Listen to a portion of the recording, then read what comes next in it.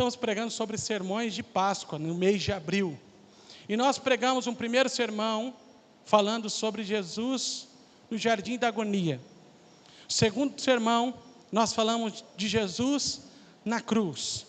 E no terceiro sermão dessa série, que é hoje, eu quero falar sobre Jesus no trono. Oh, glória a Deus. Amém, meus irmãos? Diz o texto das Sagradas Escrituras assim: a coisa mais importante de tudo, o que estamos dizendo, tem a ver com o sacerdote que nós temos. Ele é o grande sacerdote, que está sentado no céu, ao lado direito do trono de Deus, o Todo-Poderoso. Vamos repetir essa parte B do versículo.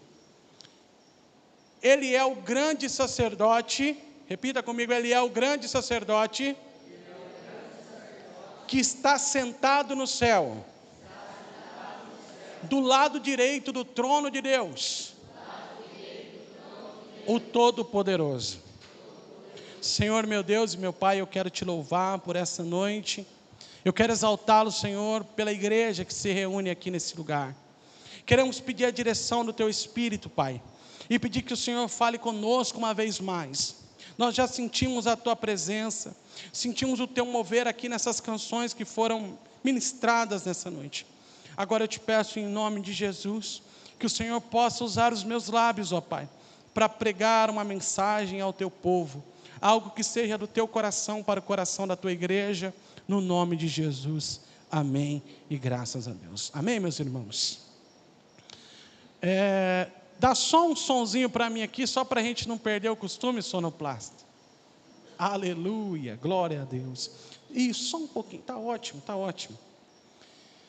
Na sexta-feira, Jesus, ele entrou no jardim da agonia, o jardim do Getsêmani. E nós estudamos aqui que o jardim do Getsêmani, que Getsêmani significa prensa de óleo. Naquele jardim, Jesus foi prensado até suar gotas de sangue. Jesus estava angustiado, Jesus estava triste, a ponto de dizer ao Pai que ele estava angustiado até a morte. Foi um dia escuro, foi um dia tenso, foi um dia terrível. Naquela noite no jardim, ele foi beijado por um de seus amigos, que resolveu traí-lo. Naquela noite, seus discípulos lhe abandonaram. Naquela noite, Pedro, que era um dos seus melhores amigos, como disse a Valéria, antes do galo cantar, 3 vezes ele já havia negado Jesus. Aquela noite, sexta-feira, foi uma noite onde ele foi espremido no Getsêmani. Mas eu entendo que naquela noite que ele foi espremido, ele verteu o azeite que cura as feridas de todo o ser humano. Após aquela noite de agonia, nós vemos e percebemos na sexta-feira, no domingo passado, que ele foi pregado na cruz. E a narrativa que eu trouxe aqui domingo passado foi uma narrativa dolorosa, porque eu falei sobre Cristo na cruz. E a cruz foi como um púlpito, foi como um palanque, da onde o Senhor pregou um sermão maravilhoso. E nós estudamos semana passada as 7 palavras da cruz. No sermão da cruz, ele pregou sobre o perdão, ele pregou sobre salvação e tantas outras coisas que são importantíssimas para o nosso cristianismo. Mas nesse dia de terror, que Jesus estava ali na cruz, proferindo essas palavras, a Bíblia diz que houve trevas em toda a terra, das 3 da tarde até as 6, a terra estava escura, todo o universo estava em convulsão nesse dia. Jesus, do alto daquela cruz, sofrendo as maiores dores que um ser humano poderia suportar. Haja visto que o nosso Senhor é plenamente Deus, mas também era plenamente humano. Então ele não estava sentindo menos dor do que qualquer outro que estava pregado do lado direito e do lado esquerdo. Ele estava sentindo dores ainda maiores, Porque se ele além de sentir as dores físicas, ele ainda recebia o pecado de toda a humanidade sobre si. E teve um momento que o Senhor mostra a sua humanidade quando ele pede água. Jesus não estava pedindo alimento, Jesus estava pedindo um elemento. E elemento, irmãos, a gente não nega nem para um cachorro. Se a gente vê um cachorro com sede, logo a gente sente dó e dá água para ele, sim ou não? Jesus teve sede no alto de uma cruz e ele pede água. Eu tenho sede. E os homens endemoniados embeberam em uma esponja. Ao invés de colocar água e embeber a esponja na água e molhar os lábios do nosso Jesus, eles colocaram vinagre. Vinagre queima, vinagre aumenta a sede, vinagre se colocado em uma ferida dói. E colocaram na boca do nosso Jesus, e ele vira de lado e ele diz uma palavra. E ele virando de lado, ele diz assim para todos ouvirem: está consumado.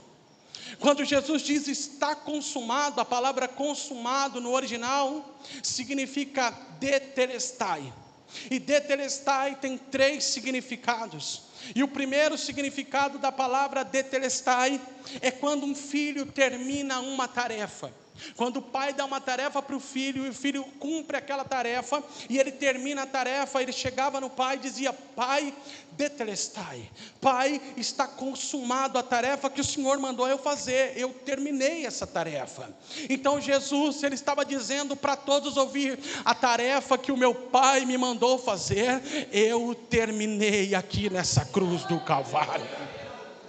Mas a palavra tetelestai ainda tem um segundo significado. Ela significava quando alguém acabava de pagar um boleto muito grande, era pegado aquele boleto e na última página do boleto era pregado um carimbo dizendo tetelestai, está consumado, ou seja, a dívida está paga, você não deve mais nada.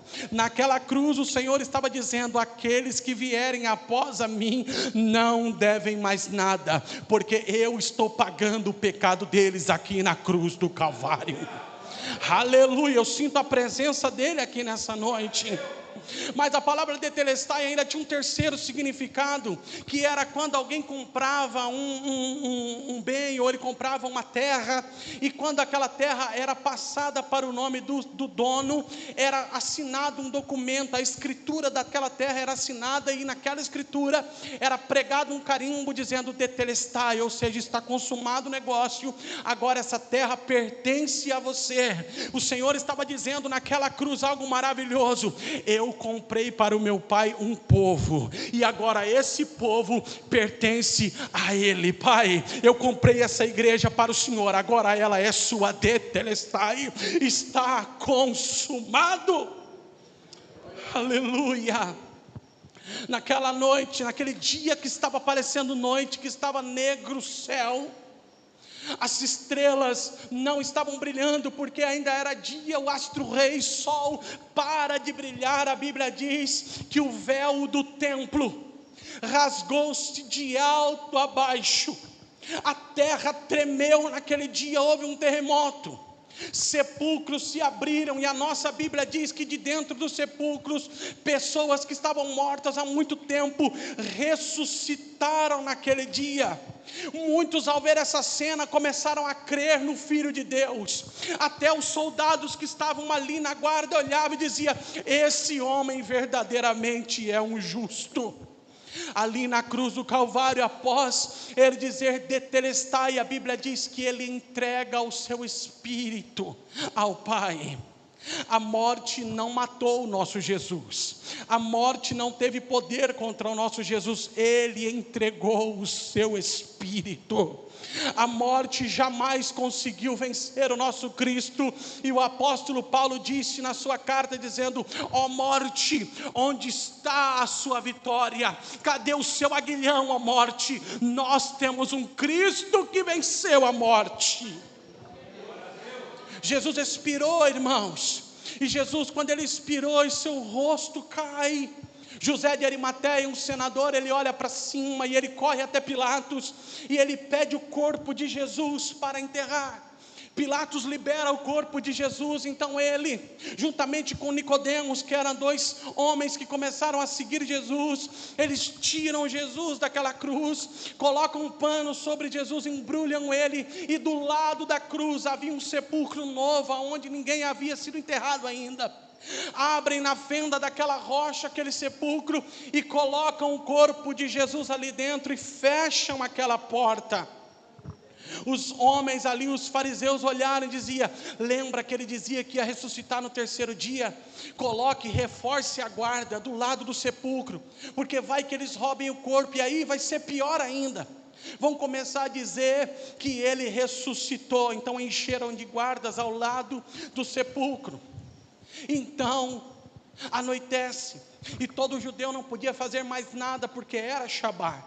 Então no Shabá, as mulheres não poderiam ir mais lá para ungir o corpo de Jesus, elas não poderiam passar as especiarias no corpo de Jesus. Então o sábado foi um sábado de silêncio. Se a sexta-feira foi uma sexta-feira de dor, o sábado foi um sábado de silêncio, aonde tudo estava triste. Os discípulos estavam angustiados. As mulheres não viam a hora de amanhecer domingo para ir até aquele lugar, entrar ali dentro daquele sepulcro, pegar o corpo gelado de Jesus, de azulado, e passar as especiarias em seu corpo. Então passa aquele dia triste, aquela noite angustiante, e a Bíblia diz que amanhece domingo. E quando amanheceu domingo, as mulheres pegaram as especiarias e correram até o sepulcro de Jesus. Mas quando elas chegaram lá no sepulcro de Jesus, elas tiveram uma surpresa e assustaram, porque a pedra que estava na porta estava revolvida. Então elas olharam assustadas, dizendo: o que será que aconteceu? Os soldados estavam desmaiados como mortos no chão. Elas assustaram ainda mais: o que é que aconteceu? Então elas começaram a entrar amedrontadas e olhar por baixo para ver o que estava acontecendo dentro do sepulcro. E quando elas olharam, viram que tinham 2 homens dentro do sepulcro, com roupas resplandecentes. E elas olharam, quando fixaram os olhos naqueles homens, que não eram seres da terra, mas eram anjos do céu, eles olharam para ela e disseram uma palavra linda, dizendo: mulheres, por que estáis procurando entre os mortos aquele que vive? Oh, aleluia, glória a Deus! Ele não está mais aqui, porque ele já ressuscitou. Aleluia, bendito seja Jesus. Ele vive, meus irmãos, o nosso Jesus vive. O nosso Jesus vive. Havia uma mulher chamada Maria Madalena, a qual Jesus havia expulsado 7 demônios. E a Bíblia diz em João que ela estava chorando ao lado do sepulcro de Jesus. A porta estava revolvida, ela não estava entendendo, e ela chorava. E o texto diz que ela estava olhando, tentando entender o que estava acontecendo, quando ela percebe que alguém vem por trás dela. E ela pensava que naquele jardim, naquele cemitério, quem estava chegando era o jardineiro, o presbítero Gerson. Então ela olha para aquele hortelão, para aquele jardineiro, e ela disse assim: aonde está o meu Senhor? Me diga onde vocês colocaram ele, eu vou ir até ele, eu vou pegar o corpo dele. Aonde vocês colocaram ele? Por favor, me diga, eu quero saber aonde ele está. Enquanto Maria Madalena gritava, chorando, aonde ele está, ele, com aquele olhar de ternura, porque ela ainda não havia reconhecido, olhou para ela e disse: Maria. Quando ele diz Maria, ela entende que aquela voz não era uma voz desconhecida. Aquela voz era a voz de Jesus ressuscitado. Ela entende na hora e ela fala Raboni, que significa mestre. E ela quer pegar em Jesus, ela quer relar em Jesus. Então Jesus diz lá em João 20, verso 17: não me segure, mulher, pois eu ainda não subi para o meu Pai. Vá se encontrar com os meus irmãos e diga a eles que eu vou subir para aquele que é o meu Pai e o Pai deles, e o meu Deus e o Deus deles. Jesus então sobe ao trono. E eu imagino a chegada de Jesus lá no céu, irmãos. A Bíblia é fantástica porque ela nos dá pista de como as coisas aconteceram. E o salmista, muito tempo antes, ele narra como foi essa chegada. E ele nos dá uma pista, mais ou menos, de como foi essa chegada. O Salmo de número 24, versículo de número 7 ao 10 diz assim: levantai, ó portões eternos. Eu imagino os anjos que vieram acompanhar a subida dele, chegando lá no céu e dizendo de fora: levantai, ó portões eternos, levantai, ó portões antigos, porque entrará o Rei da Glória. Como se tivesse sido ensaiado, os anjos que estão do lado de dentro, eles começam a gritar dizendo: quem é esse Rei da Glória? E os anjos que estão do lado de fora gritam: é Deus, o Senhor poderoso na batalha. Então eles gritam novamente: abram-se os portões eternos para que entre o Rei da Glória. Então eles gritam novamente: quem é esse o Rei da Glória? E eles respondem: é Deus, o Senhor Todo-Poderoso. Ele é o Rei da Glória. Oh, aleluia. Oh, eu estou sentindo a presença de Jesus aqui nessa noite. Jesus chegou em casa. Imagina o pai olhando para ele. E ele vai e ele se assenta à destra do Pai. Jesus assume o seu trono. E Hebreus capítulo 8, versículo 1 diz que o sumo sacerdote, o sacerdote perfeito que é Cristo, está assentado à destra do trono da majestade nos céus. E a pergunta que eu tenho para hoje é: o que isso significa, pastor? O que significa Jesus assentado no trono, à destra de Deus?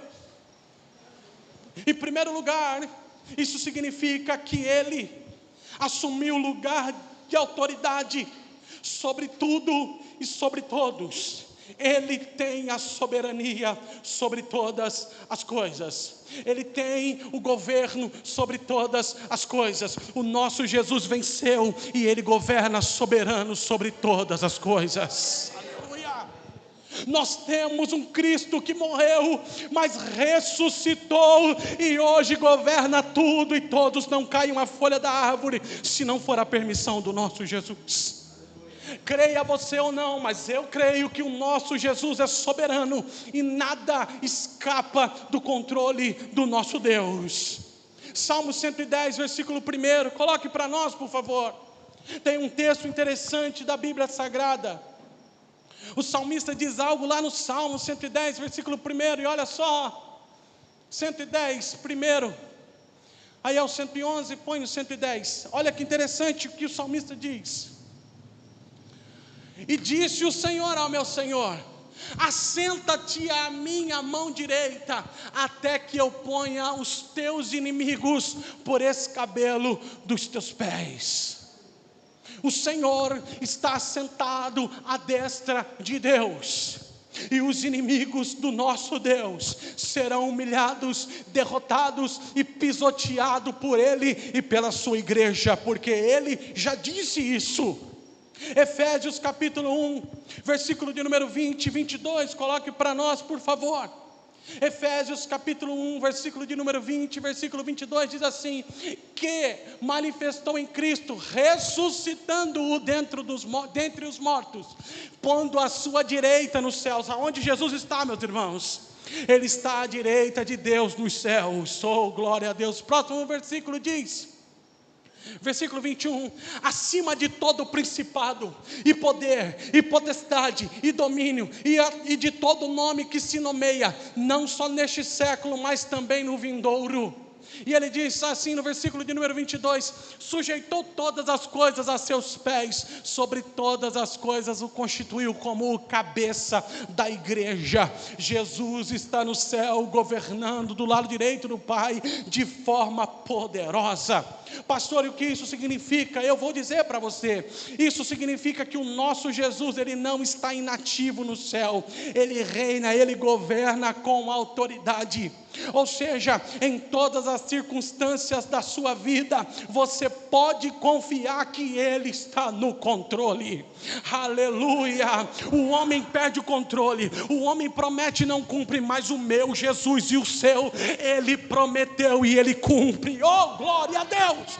Jesus não perdeu o controle da sua vida. Às vezes você está passando dificuldade, às vezes você está passando por problema, você não está entendendo o que está acontecendo. Ele está à destra do Pai dizendo: eu não perdi o controle da sua vida. Oh, aleluia! Nós temos um Deus que nós podemos confiar. João capítulo 14 diz: não se turbe o vosso coração, crede em Deus, crede também em mim. Na casa do meu Pai há muita morada, se não fosse assim eu vou-lhe teria dito, vou preparar lugar, mas quando eu for eu virei outra vez e vos levarei para mim mesmo. Oh, aleluia! O nosso Jesus não nos deixou órfão, Ele prometeu que um dia Ele vai voltar para buscar a sua igreja.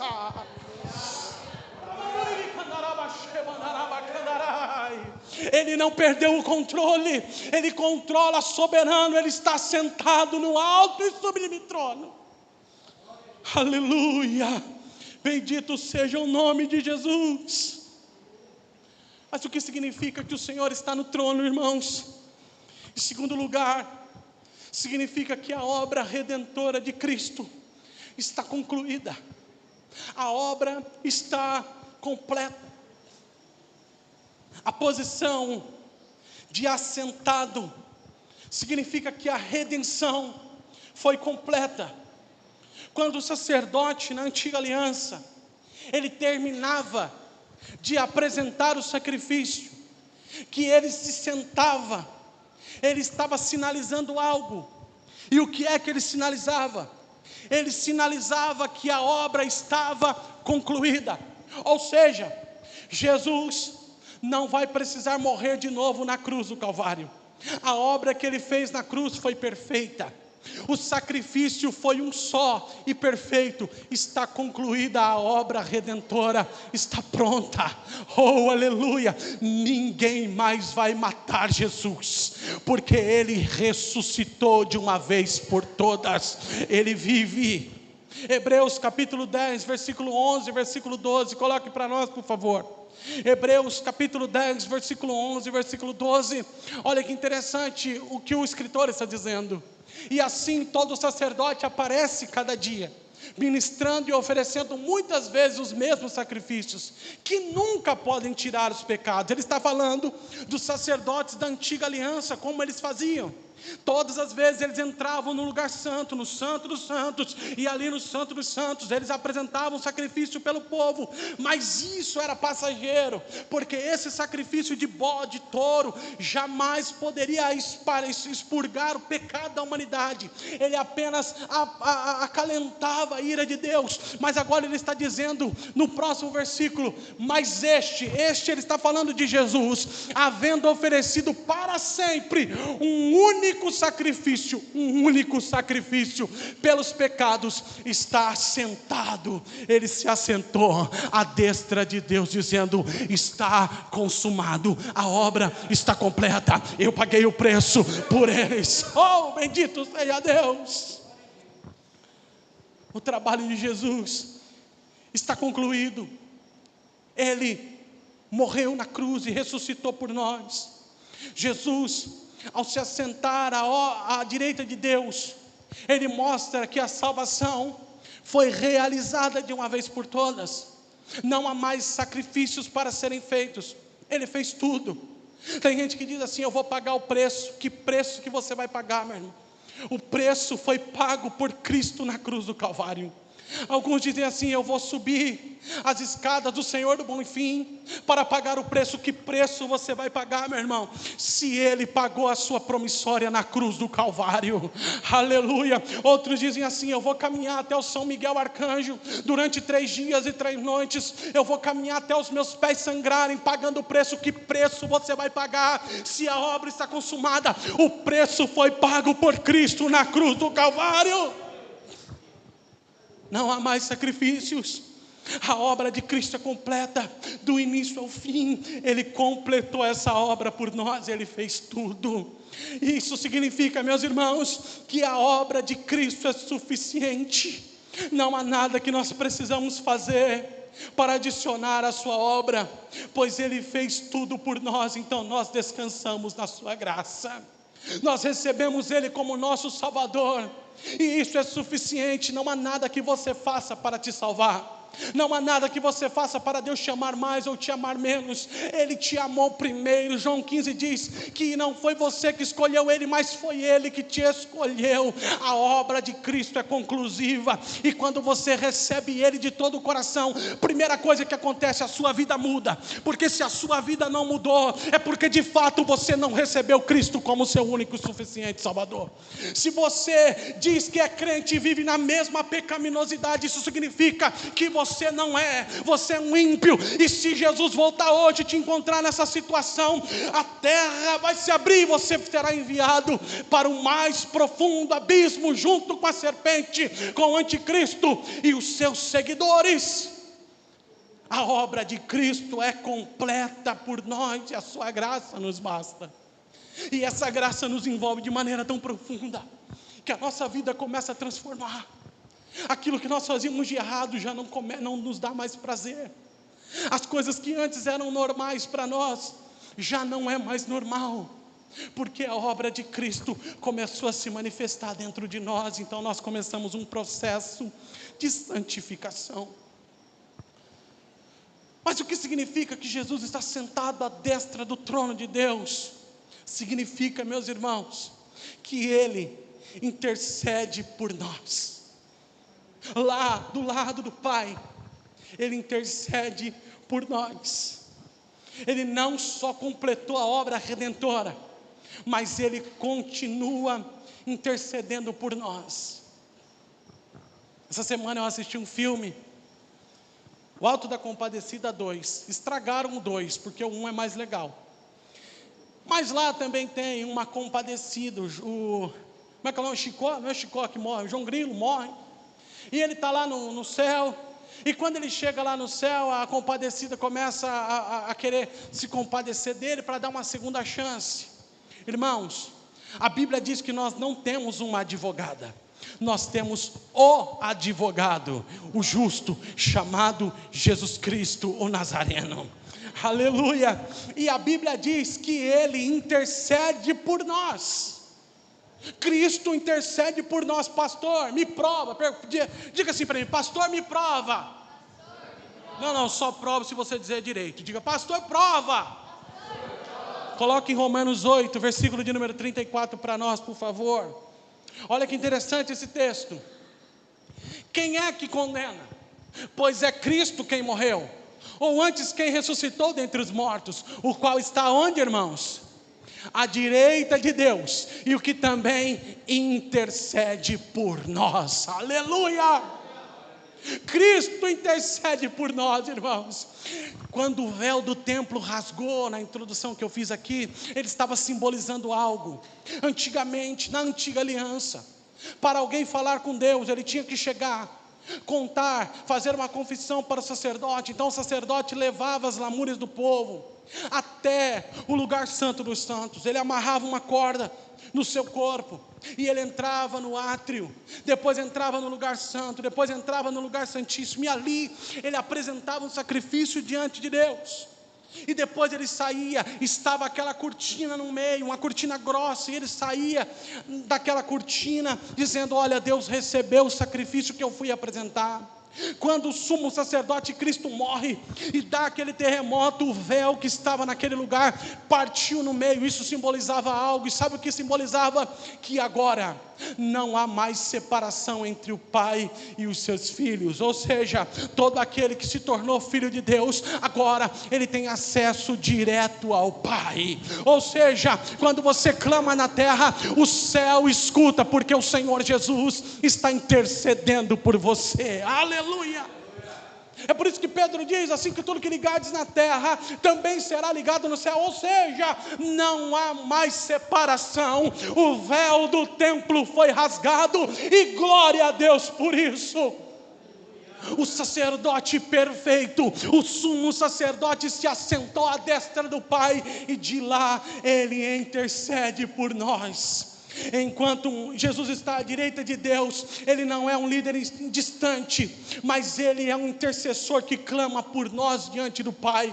Ou seja, em momentos de fraqueza, irmãos, porque nós temos, em momentos de tentação, em momentos de dúvida, nós podemos ter confiança que o Senhor está intercedendo por nós. Sabe quando você acha que Deus não está vendo, que o Senhor não está respondendo? Ele está intercedendo pela sua vida, Ele está olhando por você. Nós não temos um Deus distante, nós temos um Deus próximo.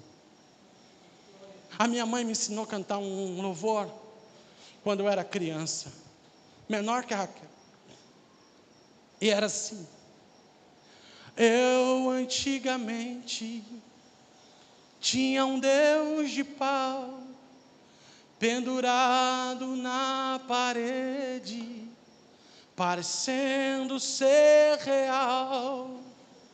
Eu ajoelhava pensando que era Jesus, beijava os seus pés clamando, mas ele nunca desceu da cruz. Tinha olhos e não via, tinha boca e nunca falou, tinha ouvidos e não escutava, tinha pés e nunca andou.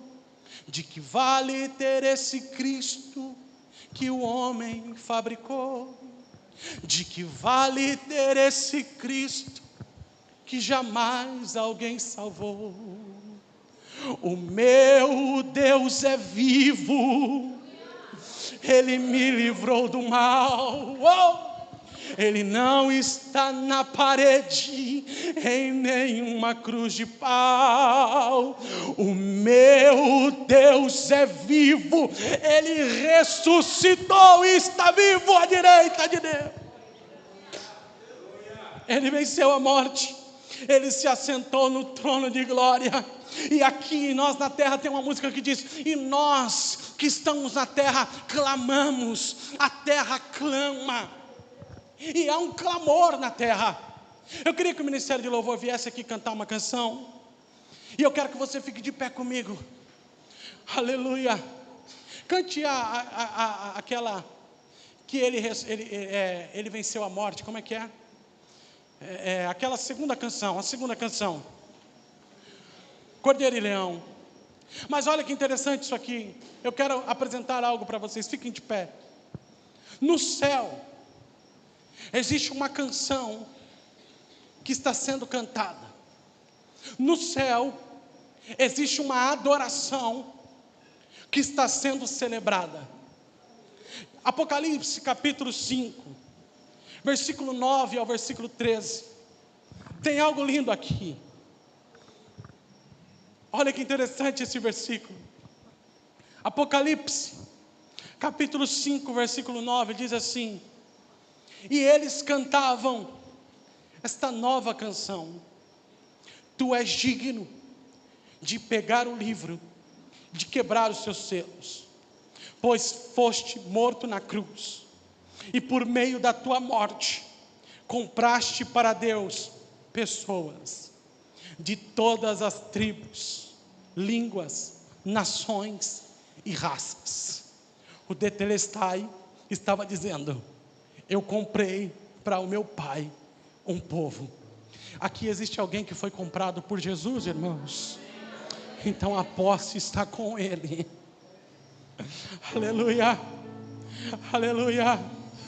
E olha só, continua dizendo assim no versículo 10: tu fizeste com que essas pessoas fossem um reino de sacerdotes, que servem ao nosso Deus, e elas governarão o mundo inteiro. Ou seja, antigamente os sacerdotes tinham que entrar no lugar santo dos santos para entregar o sacrifício. Quando o véu se rasga, aqueles que foram adquiridos por Cristo se tornaram agora sacerdotes. Sacerdote não é apenas o pastor que está pregando.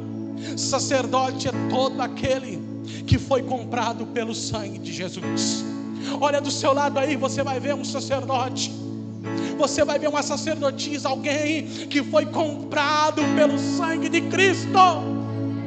Ana Clara, isso quer dizer que você tem acesso ao Pai. Isso quer dizer, Ana Clara, que quando você coloca o seu joelho no chão, ou você liga o seu pensamento em Deus, Ele escuta o seu clamor. Isso é maravilhoso, meus irmãos. Isso tem que nos encantar, aleluia. Ele diz que vai nos dar governo, mas o versículo 11 diz assim: eu olhei outra vez e vi muitos anjos. Aí ele começa a dizer assim: eu vi milhões e milhões deles. Ou seja, irmão, muitos anjos, muitos milhares de anjos. E eles estavam em pé aonde, irmãos? Em volta do trono onde está assentado Jesus à direita de Deus. Oh, eu estou sentindo a presença dele.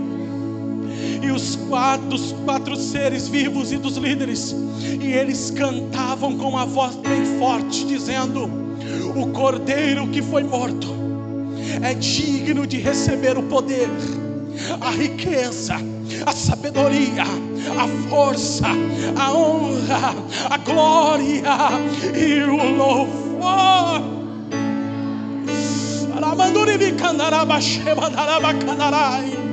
Então eu ouvi todas as criaturas que há no céu, que há na terra, que há debaixo da terra e no mar, isto é, todas as criaturas do universo que cantavam ao que está sentado no trono e ao Cordeiro pertence o louvor, a honra, a glória, o poder para todos sempre.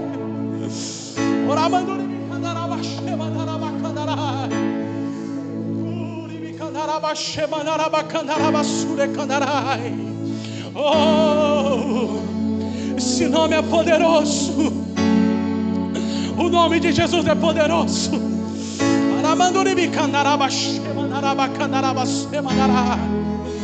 Oh, aleluia, aleluia.